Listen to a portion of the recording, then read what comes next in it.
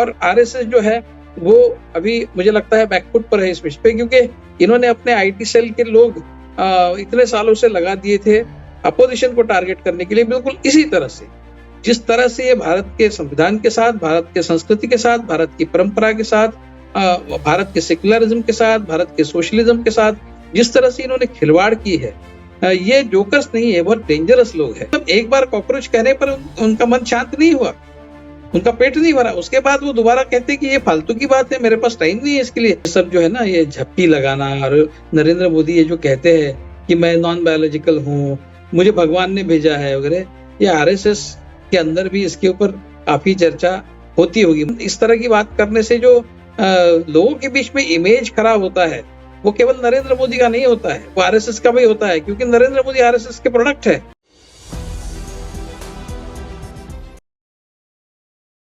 नमस्कार, मैं हूं संजीव श्रीवास्तव। आप देख रहे हैं 4 PM न्यूज नेटवर्क।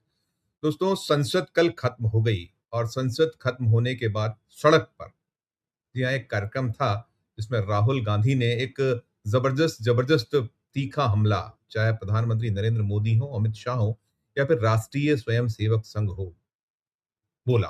और उनने जो उस था भाषण, जो कांग्रेस का एक कार्यक्रम, उस कार्यक्रम में जो बातें कही हैं उसके बाद बवाल मचा हुआ। और बवाल ऐसा मचा है कि अब बीजेपी ने एक पूरी तरीके से उनके खिलाफ मोर्चा खोल दिया, और मोर्चा खोलने के साथ 2 केंद्रीय मंत्री सामने आए और साथ में जो कुनबा है बीजेपी का वो भी आ गया। और जो कुछ राहुल गांधी ने कल कहा है, उनके कहने के बाद हम ये मानकर चल रहे थे कि इस पे काफी बवाल होगा और ये जो मसला है, मामला है, जिस तरह की अभी देश में राजनीतिक सरगर्मी है उसे और गर्म करेगा। तो वैसा ही कुछ हुआ है।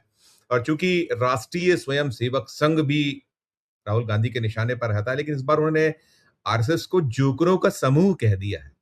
हालांकि अभी आरएसएस की ओर से कोई इस पूरे मसले पर प्रतिक्रिया नहीं आई है, और जो भारतीय जनता पार्टी, जो कुनबा है मोदी शाह का, उनकी ओर से भी जो आई है, तो कहीं ना कहीं पूरा जो केंद्रित है अभी जो राहुल गांधी ने विदेश नीति है, जो मोदी की विदेश नीति, सरकार की विदेश नीति, उस पर कड़ा प्रहार किया और भी कई बातें कही हैं जिसको लेकर बेहद आक्रामक है अब बीजेपी कुनबा। तो यही होगा हमारा चर्चा का विषय। हम बात करते हैं खबरों के पीछे ही खबर की। आज हमारे साथ मेहमान नए हैं, जुड़ गए हैं। विवेक देशपांडे जी हैं, और विवेक जी सीधे जुड़े हुए हैं नागपुर संघ मुख्यालय से। बहुत स्वागत करूंगा विवेक सर आपका। और जो कुछ कल हुआ विवेक सर, जो कुछ कल हुआ, अभी तक हम देख रहे हैं किसी तरह की कोई प्रतिक्रिया नहीं आई। चूंकि आप मुख्यालय पर हैं, कहीं ऑफ द रिकॉर्ड कोई किसी से आपकी बात हुई हो या किसी तरह की जो आपको मिला हो, या इसको पूरी कैसे ये जो किया गया है, जो आरएसएस जोकरों का समूह, और हम देख रहे हैं कि बेहद तिलमिलाहट है और वास्तविकता भी है, होनी ही होनी थी। और राहुल गांधी ने बहुत कुछ कहा, लेकिन पहले आरएसएस पर आपकी अपनी प्रतिक्रिया।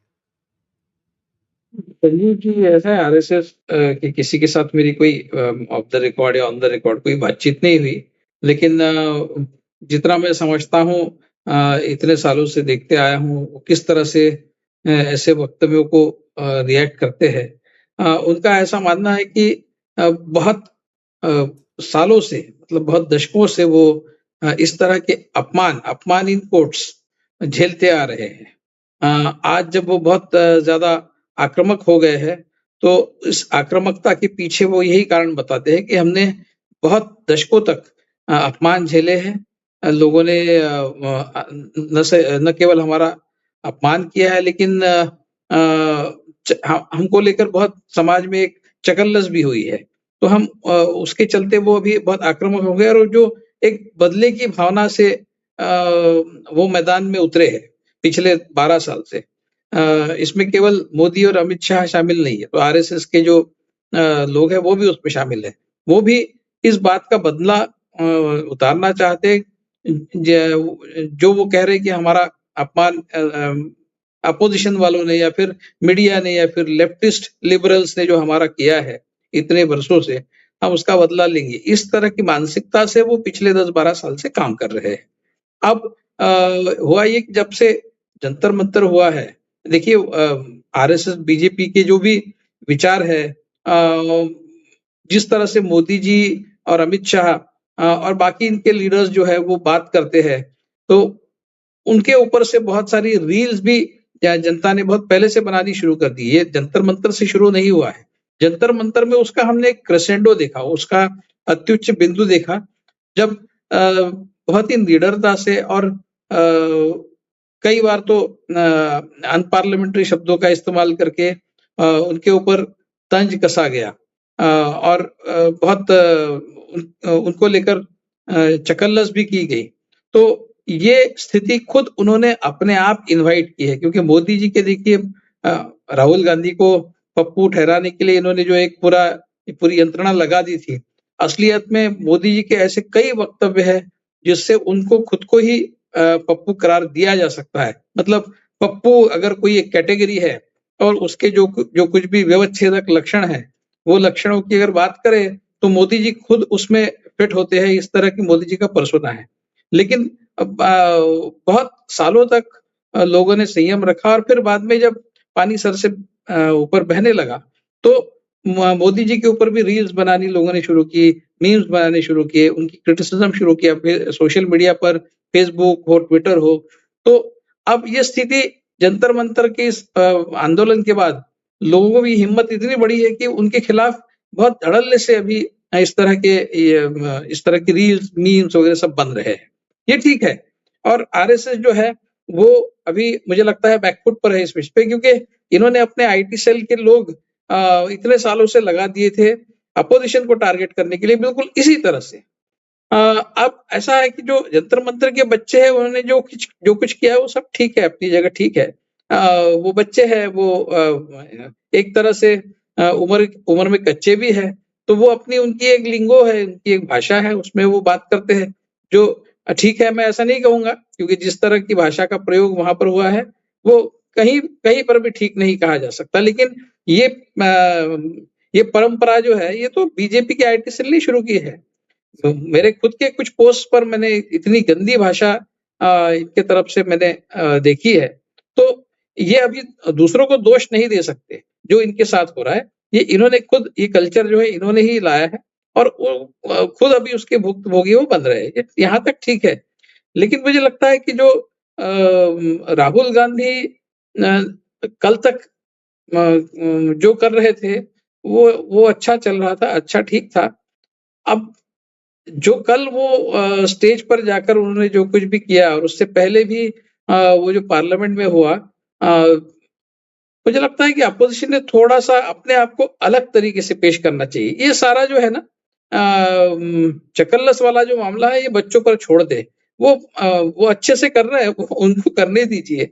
लेकिन आप जो है, आप बीजेपी मुझे से मुझे अलग। मुझे मुझे विवेक सर, मुझे लगता है कि जो अभी आपने कहा, वो जो जैन जी है, जो जैन अल्फा है, वो इसी तरह की चीजें तो शायद वो करना पड़ा है। इसमें एक चीज और भी हम देखते हैं। देखिए, आपने भाषा की बात की और आपने सारा कुछ कहा, इसमें बड़ी आपत्ति है। देखिए, जो मैंने इसमें पाया वो ये पाया कि पूरे का पूरा जो अभी प्रतिरोध हो रहा है, खासकर बीजेपी की ओर से, चाहे वो गिरिराज सिंह जैसे नॉन सीरियस हम लोग मानते हैं, लेकिन बात करना पड़ती है, या प्रहलाद जोशी जी तो चलिए वो संघ ही हैं और उसके बड़े वो हैं, तो उनका आया सभ्यता नहीं। फिर गिरिराज सिंह जी तो वो कह रहे हैं मानसिक दिवालियापन, आगरा में भर्ती हो जाना चाहिए। और ये देखिए, ये लोगों का भूलना, हम बार बार कहते हैं कि मोदी और शाह की सरकार है, मोदी और शाह की भारतीय जनता पार्टी है, उनके बिना पत्ता नहीं खड़कता। ये बात अंदर तक खला है जो कुछ हुआ। मैं आगे विदेश नीति वाले पे जरूर जिक्र करूंगा, लेकिन जो संघ का डिफेंड करने वाला जो है, ये इस तरफ से अभी तक संघ का डिफेंड वैसा नहीं हुआ जो बीजेपी कर सकती थी। शायद ये आप कमी पाते हैं, देखते कि होना चाहिए था, उस पर ज्यादा बात होती। कि अब जोकरों का समूह कह रहे हैं, आप भी तो वहीं से निकले हुए हैं। नहीं, वो तो है, मतलब जोकरों का समूह नहीं है ये। मैं इनको जोकर बताकर हम इनको इनकी ये जो कुछ भी कर रहे हैं उसके मैग्नीट्यूड को बहुत कम दिखा रहे हैं। क्योंकि जोकर जो होता है वो हार्मलेस होता है। वो सिर्फ टाइम पास करता है, आपको हंसाता है, और तो वो इनको जोकर कहना यानी इनको सर्टिफिकेट देने जैसी बात है कि ये तो सिर्फ चकलस में कर रहे हैं। ये जोकर्स नहीं है, ये विलन्स है। तो इनको जोकर कह के उस बात के सीरियसनेस को हम थोड़ा-सा डाइल्यूट करते हैं। ये बहुत बड़े विलन्स हैं। जिस तरह से ये भारत के संविधान के साथ, भारत के संस्कृति के साथ, भारत की परंपरा के साथ, भारत के सेक्युलरिज़्म के साथ, भारत के सोशलिज़्म के साथ जिस तरह से इन्होंने खिलवाड़ की है, ये जोकर्स नहीं है, बहुत डेंजरस लोग हैं। तो मुझे लगता है कि थोड़ा-सा उसका जो एक ट्रिवियलाइज़ेशन है, एक एक उसको तुच्छ कहने के चक्कर में शब्दों का प्रयोग मुझे लगता है कि उचित नहीं है। और राहुल गांधी ने मुझे लगता है देखिए आरएसएस का क्या स्ट्रेटेजी है? आरएसएस का स्ट्रेटेजी इनके बहुत सारे संगठन है, उसमें बजरंग दल है, विश्व हिंदू परिषद है, दुनिया भर के संगठन है। वो अलग-अलग उनको रोल्स दिए गए हैं और वो उन रोल्स को बखूबी निभाते हैं। मतलब बजरंग दल को सड़कों पर मारपीट करने के लिए तैयार किया गया है, तो वो करते हैं। लेकिन आरएसएस जो है, मोहन भागवत है, होसबले है, जो भी आरएसएस के लोग हैं, वो कभी गलत शब्दों का इस्तेमाल नहीं करते। वो गलत प्रचार करते हैं, गलत बात कहते हैं। मैं बीच में टकूंगा। आपने जैन जी वाला जो मसला हुआ, तो अतुल अतुल लिमिया साहब ने क्या बोल दिया था? लिमिया जो है वो क्या बोल रहे थे और मोहन भागवत कह हाँ, रहे थे नहीं, नहीं नहीं, वो। मैं वही कह रहा हूँ, वो गलत प्रचार करते हैं, लेकिन गंदी भाषा का प्रयोग नहीं करते।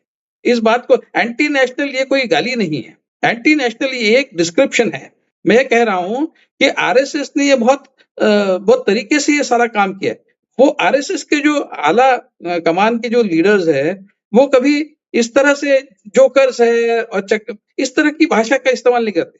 तो वो आपने कहा उन्होंने अपना पप्पू बनाने वाला जो सिलसिला था उसमें तो जी आरएसएस का बहुत बड़ा रोल था, बहुत बड़ा आरएसएस रोल का था। रोल है, मैं वही कह रहा हूँ, लेकिन वो डेलीगेट किया है उन्होंने, ऐसे लोग समाज में बिठाया है जो ये करते हैं। लेकिन आरएसएस प्रॉपर के जो लोग हैं, वो इस वो तरह की भाषा का प्रयोग नहीं करते। तो वो अपने अपने लेवल को बराबर वो मेंटेन करते हैं। मुसलमानों के बारे में आरएसएस क्या कहता है? नहीं, नहीं, वो मुस्लिम जो है वो तो हमारे ही समाज का हिस्सा है, बिना मुसलमान के हिंदू तो हिंदू हो ही नहीं सकता, अगर इस तरह की बात करते हैं। तो वो अपना अपना जो एक लेवल है उसको वो मेंटेन करते हैं। ये जो सारा आज बीजेपी के खिलाफ जो एक प्रचार हो रहा है, जो रील्स बन रही है, जो मीम्स बन रहे हैं, ये सारा काम बच्चों को करने दे राहुल गांधी, और राहुल गांधी अपनी डिग्निटी मेंटेन करे। राहुल गांधी उस स्तर पर न जाए ऐसा मुझे लगता है। मतलब बंच ऑफ जोकर्स कहना वगैरह ठीक है, लेकिन कल वो झप्पी लगाकर विदेश नीति इस तरह से है बीजेपी की, मोदी जी की, ये बताना मुझे लगता है कि वो राहुल गांधी ने अवॉइड करना चाहिए, क्योंकि राहुल गांधी अभी ऐसे मुकाम पर पहुंचे हैं जहां पर वो बहुत हावी हो गए हैं पूरे बीजेपी और संघ के इकोसिस्टम पर, और वो बहुत बड़े चैलेंजर के रूप में उनको देखा जा रहा है। कहीं ऐसा ना हो कि आप अगर अपना जो एक डिग्निटी वाला स्तर है उसको थोड़ा सा नीचे लाकर आप उन बच्चों की तरह, वो जो जंतर मंतर पे जो बच्चे इकट्ठा हुए थे, उस स्तर पर जाकर अगर आप टीका टिप्पणी करने लगे, तो मुझे लगता है कि कहीं ना कहीं थोड़ा सा एक राहुल गांधी के बारे में भी लोग थोड़ा सा अलग दृष्टि से उनको देखने लगेंगे। तो राहुल गांधी वो सारा काम कर रहे हैं ना, है दुनिया में बच्चे बैठे हैं और मीम्स बनाने वाले, रील्स बनाने वाले बैठे हैं, वो अपना काम कर रहे हैं। तो वो उसके बारे में चिंता न करे। राहुल गांधी बहुत सॉलिड, बहुत ही डिग्निफाइड तरीके से इनका विरोध करते रहे, जो उन्होंने भारत जोड़ो यात्रा के दरमियान किया, बहुत मैच्योर और बहुत डिग्निफाइड तरीके से किया। तो मुझे लगता है कहीं ना कहीं थोड़ा सा राहुल गांधी ने भी इस बात का ध्यान रखना चाहिए कि वो उस स्तर पर न जाए जिस स्तर पर बीजेपी का आईटी सेल जाता है, उनको करने दे। और ठीक वो ठीक। अपनी भाषा जो है उसको बहुत डिग्निफाइड रखे, बहुत ही संयमित रखे, और एक बहुत ही मैच्योर लीडर। आप देखिए अभिजीत दीपके को, उनको आप इस तरह की किसी भी तरह इस तरह की किसी भी भाषा का प्रयोग करते हुए नहीं सुनेंगे। वो बहुत मैच्योर तरीके से, बहुत नब्बे तुले शब्दों में बात करते हैं। उन्होंने कोई भी इस तरह की बात नहीं की। तो राहुल गांधी एक मैच्योर लीडर के रूप में सामने आए हैं, और वो इमेज उन्होंने बहुत अच्छे से कल्टीवेट की है, उसके लिए बहुत मेहनत की है। तो उस इमेज को बनाए रखे, और इनको कोई भी मौका ना दे उनको टारगेट करने का, क्योंकि यहाँ से अभी आगे जो लड़ाई है वो जीत की ओर जाती हुई दिखाई दे रही है। उसमें कहीं खलन न हो जाए, उसमें किसी इस तरह की चीज से वो उसमें कोई गड़बड़ न हो जाए। तो इसके बारे में बहुत केयर लेना जरूरी है, और थोड़ा सा इसमें बदलाव लाने की जरूरत है, ऐसा मुझे लगता है। जी। राइट। विवेक सर, एक चीज और भी देखिए, जो भाषा की बात हो रही है, अब लगातार जो प्रहार है वही है कि सभ्यता नहीं, और हमने देखा कि जो संसद में भी जिस तरह का हो रहा था कि वो हाईजैक किए हुए हैं, उद्दंडता की बात हुई, तमाम बातें, और क्या क्या नहीं कहा गया, और बाहर तो चोर जैसे नारे हम कल देखते कि राहुल गांधी चोर है, ऐसे भी नारे कौन लगा रहा था? सत्ता पक्ष सरकार। हमने पहली बार देखा कि ये कितनी बौखलाट रही, पूरा सत्र कैसे गया, और सब चीजें देखी कि वो आके प्रदर्शन कर रहे हैं। मैं दूसरी तरीके से पूछूंगा, जो अभी कहा जा रहा है कि विदेश नीति का मजाक उड़ाया गया, प्रधानमंत्री पर कहीं जो है उनको माखौल उनका उड़ाया जा रहा है। आप मुझे बताइए कि यही प्रधानमंत्री नरेंद्र मोदी जी क्या कुछ कहते थे जो मनमोहन सिंह जी के बारे में, क्या कहने का बरसाती पहन के नहाने वाले और डॉलर गिरता है तो देश गिरता है, मतलब इतनी सारी चीजें हैं और आज सब चीजें भूल चुके हैं। मैं इस पे नहीं आता कि उन्होंने कहा तो ये कहें, लेकिन आपकी भाषा, आप कहते हो कि 50 करोड़ की गर्लफ्रेंड, जर्सी गाय, और आप भाषा सिखाओ किसी को। मतलब मैं राहुल गांधी की पैरवी बिल्कुल नहीं कर रहा हूं। आपने जो कहा मैं चलिए मानता हूं कि उनको अपना, क्योंकि वो जिस मुकाम पे आज खड़े हैं और वो जीत की ओर बढ़ा है रास्ता, तो खलल ना पैदा हो, ये देश की मंशा इच्छा है, देश चाहता है। लेकिन ये जो प्रधानमंत्री, उनका कुन और क्या क्या नहीं बोलते, उनके लोग तो क्या क्या बोलते हैं। मैं केवल प्रधानमंत्री की बात करूं, अमित शाह खुद क्या भाषा बोलते रहे, उन्हें बुरा लग रहा है आज। जब वो खुद कहते थे तब नहीं लगता था, वो कह रहे हैं कि क्या उन्होंने कहा कि साहब वो भगोड़ा ना कहिए, वो कितनी बार बोलते थे सदन में, बाहर। बिल्कुल, बिल्कुल, वो तो इसीलिए तो लोग उनसे दूर गए हैं। वो किस भाषा का प्रयोग करते हैं, इसीलिए तो लोग दूर गए हैं, इसीलिए तो मीम्स बन रही है, इसीलिए तो रील्स बन रही है उनके खिलाफ। अब जनता जब 2 लीडर्स को देखती है, एक तरफ है नरेंद्र मोदी और दूसरी तरफ है राहुल गांधी, तो लोगों को दोनों में डिफरेंस तो दिखना चाहिए ना, कि ये देखिए कितने डिग्निफाइड है और ये देखिए किस तरह से सड़क छाप तरीके से बात करते हैं। इतना फर्क जब जनता को हमेशा महसूस होगा, तब जनता पूरी तरह से आपकी तरफ जाएगी। लेकिन आप उस स्तर पर अगर चले जाए जिस स्तर पर वो है, तो मुझे लगता है कहीं न कहीं लोग भी ये सोचेंगे, अरे ये नहीं करना चाहिए, ये नहीं होना चाहिए, क्योंकि हम तो राहुल गांधी की और बड़ी आशा के साथ देख रहे हैं। उन्होंने ये नहीं करना चाहिए, क्योंकि भारत की जनता जो है आज, ये सारे बच्चे जो है बहुत आशा के साथ राहुल गांधी की तरफ देख रहे हैं कि हमको अभी बदलाव चाहिए और बदलाव में हमको एक सच्चा नेता चाहिए। तो उसके लिए इस तरह के किसी भी टेम्पटेशन को राहुल गांधी ने रेजिस्ट करना चाहिए, जो टेम्पटेशन उनको बीच-बीच पे होता है। तो अब वो समय आ गया है कि अब हर चीज़ जो है, हर पाँव जो है, वो बहुत सोच समझ के आगे बढ़ाना है। कहीं भी उसमें कोई ज़रा-सी चूक ना हो जाए, जिससे बना-बनाया खेल पूरी तरह से बिगड़ जाए। जी। ठीक, मैं एक छोटी सी टिप्पणी दूंगा, पहले वो क्लिप दिखा दूं, आप जिसकी बात करें, दर्शकों को पुनः दिखा दूं। देखिए ये जो आप गले मिलने वाला, जो राहुल गांधी ने वो जो विदेश नीति, ये देखिए इनके माइंड में घुस गया कि फॉरेन पॉलिसी इज दिस।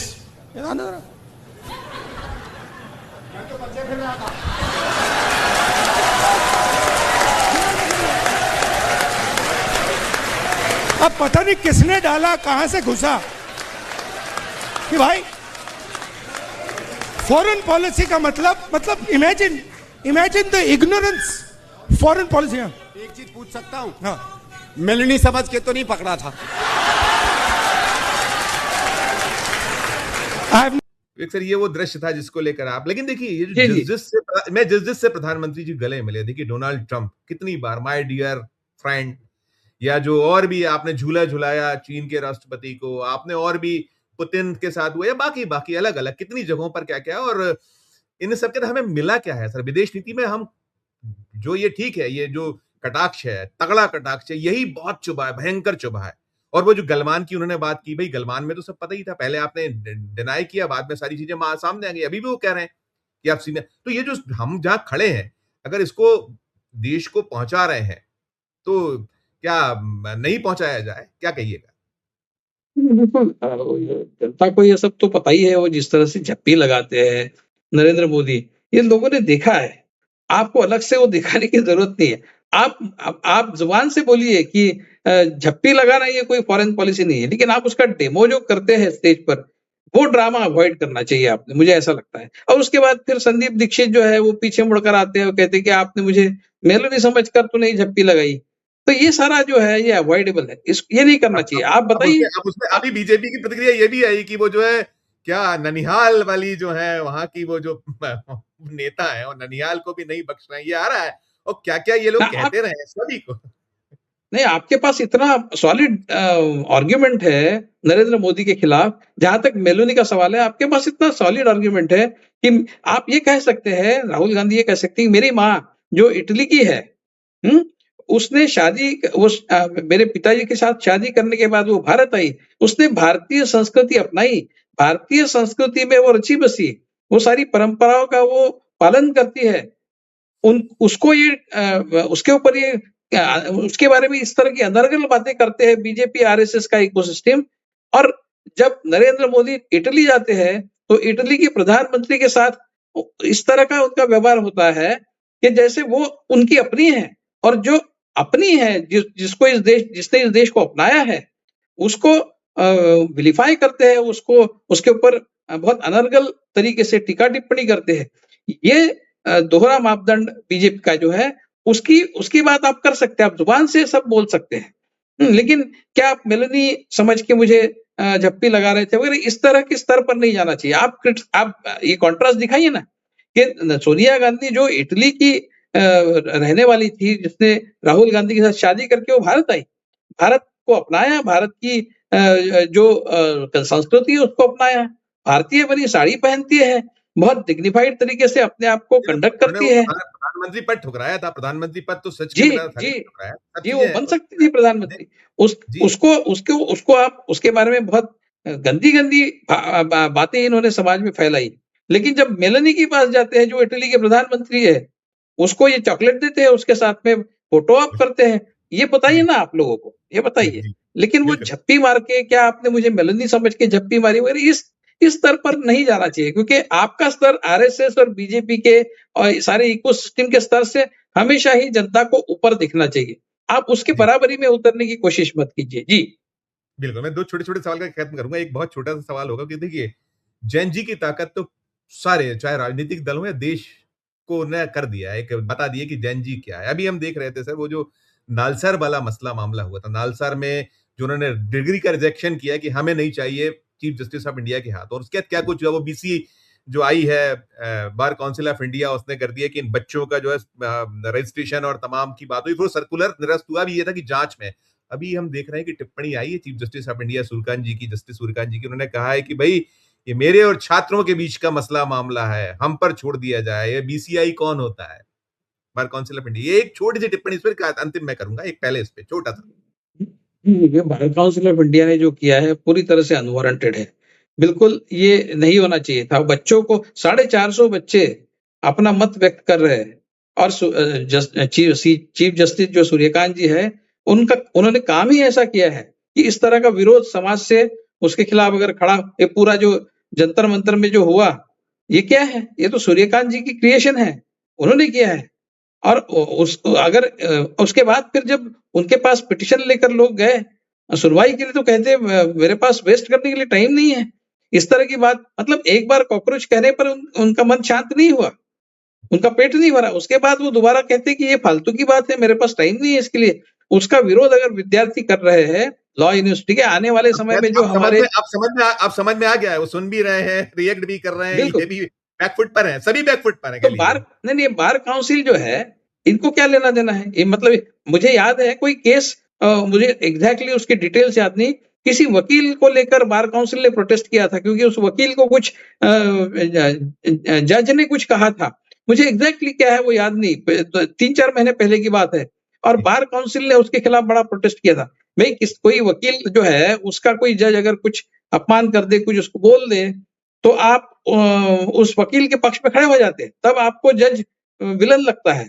और जब ये विद्यार्थी है, ये विद्यार्थी जब चीफ जस्टिस के खिलाफ प्रोटेस्ट करते हैं, तो आप इनको कहते हैं कि भाई आपने गलत किया, आप इनके खिलाफ खड़े हो जाते हैं। ये क्या बात हुई? मतलब अपने लिए एक स्टैंडर्ड है आपका, दूसरों के लिए तो आप चीफ जस्टिस के डिफेंस में क्यों खड़े हो गए? आप कौन होते हो? बार काउंसिल वाले कौन होते हैं? आपका क्या अधिकार है? तो यस, ये पूरी तरह से गलत है।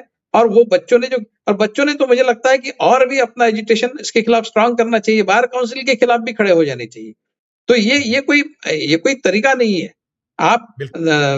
दमनकारी सारा जो आपका पॉलिसी है, मतलब आप क्या सरकार के साथ में खड़े हो गए हैं उन बच्चों के खिलाफ? अब सूर्यकांत जी ने किस दृष्टि से ये कहा कि नहीं ये मेरे उनके बीच में मामला है, आप कुछ मत कहिए इसमें। मेरा दिल बहुत बड़ा है दिखाने की कोशिश कर रहे हैं, शायद कुछ अमेंड्स करने की कोशिश कर रहे हैं, तो पता नहीं। लेकिन बात तो उन्होंने सही की है कि कोई लेना देना नहीं है, बार काउंसिल ने ये बिल्कुल नहीं करना चाहिए। नहीं, मैं सबको उसके समझ आ रही बिल्कुल है, ताकत सख्त सबको, खिलाफ।